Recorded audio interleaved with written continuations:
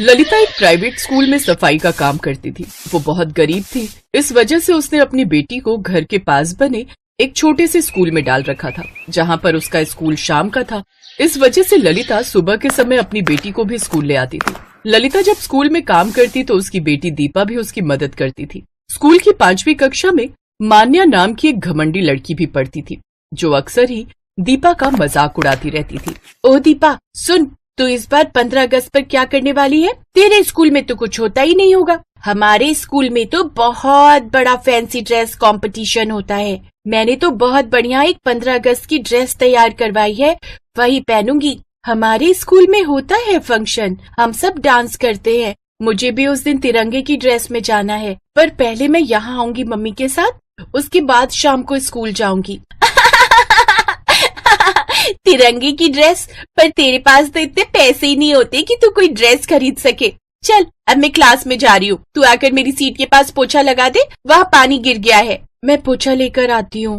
पोछा क्या करना है? एक काम कर, अपने लंबे बालों का ही पोछा बनाकर लगा देना। फालतू में लंबे बाल लेकर घूमती रहती है।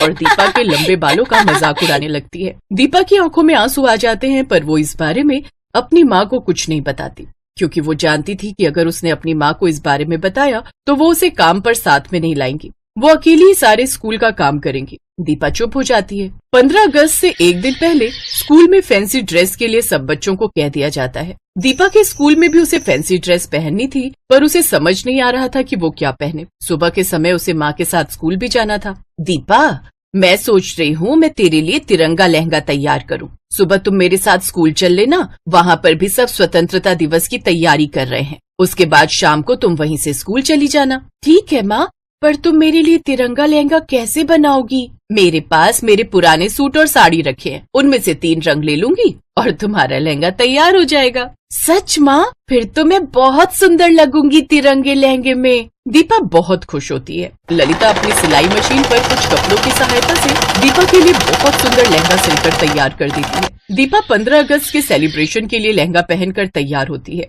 ललिता उसे अपने साथ स्कूल ले जाती है। स्कूल में सभी बच्चे तरह तरह की ड्रेस पहनकर आए थे। दीपा का लहंगा भी बहुत सुंदर लग रहा था। मान्या और उसके सभी साथी दीपा के लहंगे को देख रहे थे। अरे ललिता, तुमने तो दीपा को बहुत सुंदर लहंगा पहनाया है, कहीं से खरीदा है क्या? जी नहीं मैडम जी, मैंने खुद ही घर पर सिलकर तैयार किया है। शाम को इसके स्कूल में 15 अगस्त का फंक्शन है, सब बच्चे तिरंगे की ड्रेस पहनकर आ रहे हैं, तो मैंने ये लहंगा सिल दिया।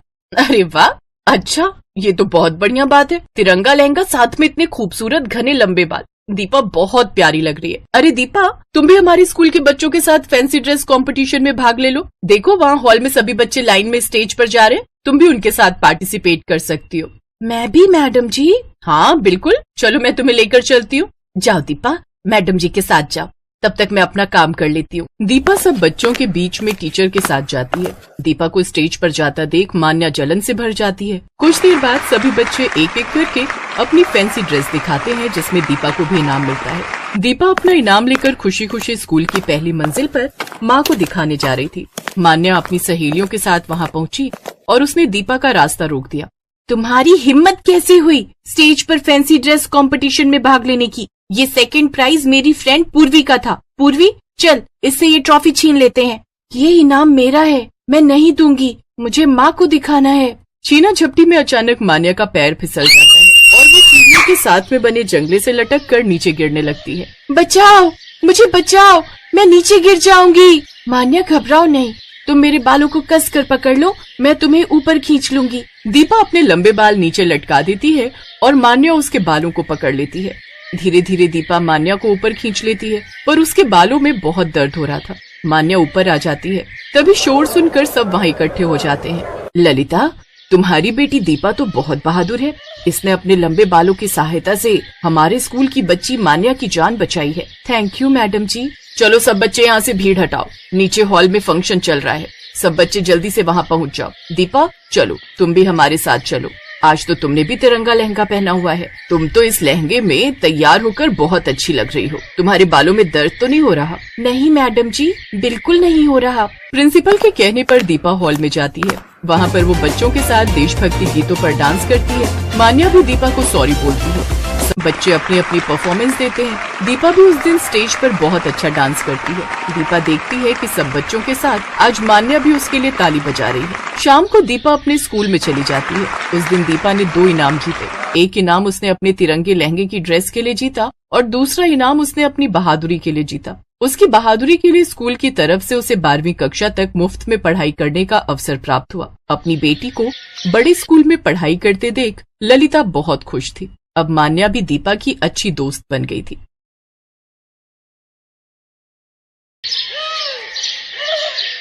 मलकागंज गांव में सोनम अपनी मां विमला के साथ रहती थी। सोनम के पिता की मौत ज्यादा शराब पीने के कारण कुछ साल पहले हो गई थी। अपने पति के जाने के बाद विमला ही अपनी बेटी सोनम का ध्यान रखती थी।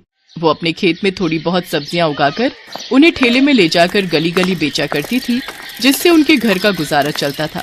आइए आइए, हरी सब्जियां ले जाइए, दूर भगाए सभी बीमारी, ऐसी है ये सब्जियां हमारी। अरे वाह, तुम्हारी सब्जियां तो बहुत ही हरी भरी और ताजा है भाई। अच्छा, ये पालक कैसे दिया? जी, सभी सब्जियां सिर्फ 30 रुपए किलो है, आपको जो चाहिए ले जाइए। अच्छा, तो ये पालक 1 किलो और कद्दू आधा किलो और हाँ, ये कटहल भी 1 किलो कर दो। जी भाई साहब, अभी बांध देती हूँ। विमला अपनी बेटी सोनम को सरकारी स्कूल में पढ़ने डाल देती है और खुद सारा दिन धूप में गली गली जाकर सब्जियां बेचती, जिससे वो घर खर्च चलाती।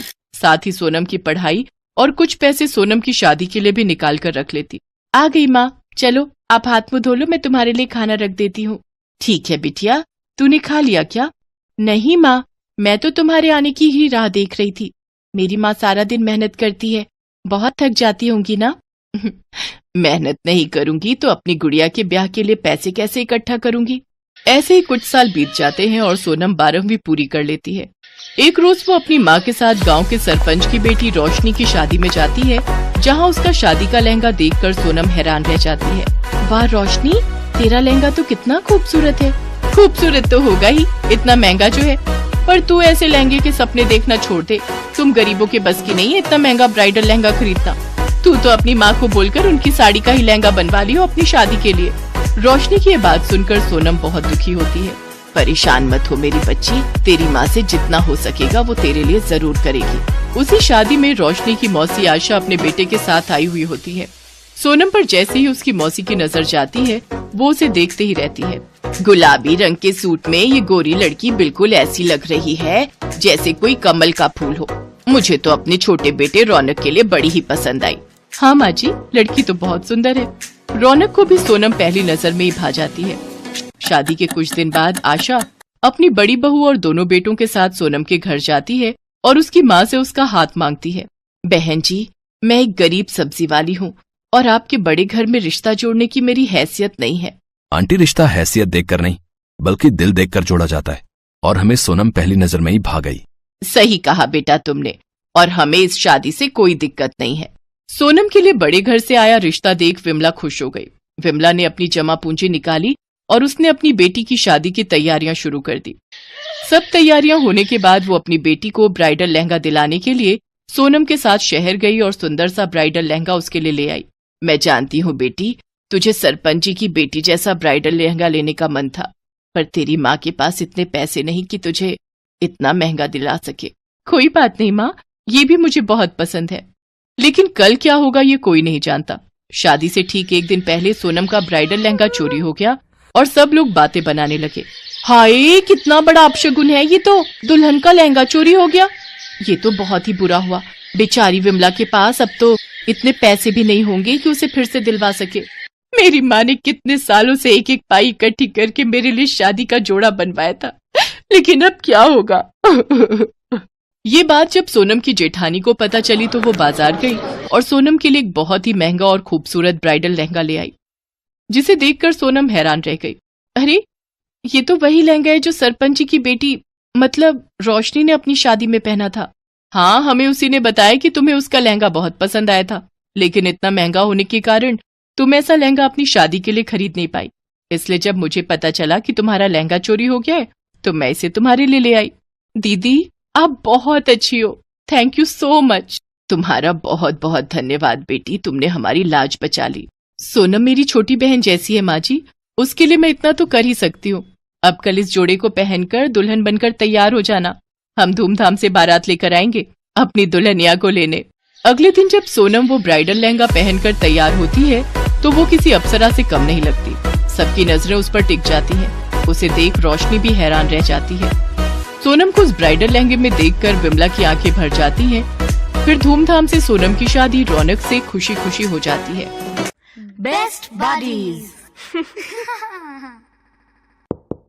Hello friends, Thanks for watching this video. अगर आपको ये वीडियो पसंद आया है तो प्लीज लाइक, सब्सक्राइब, कमेंट्स करें इस वीडियो पर और हाँ, शेयर करना भी ना भूलें। और भी मजेदार वीडियो देखने के लिए नीचे दिए गए बेल आइकॉन को दबाएं। देखते रहिए बेस्ट बडीज।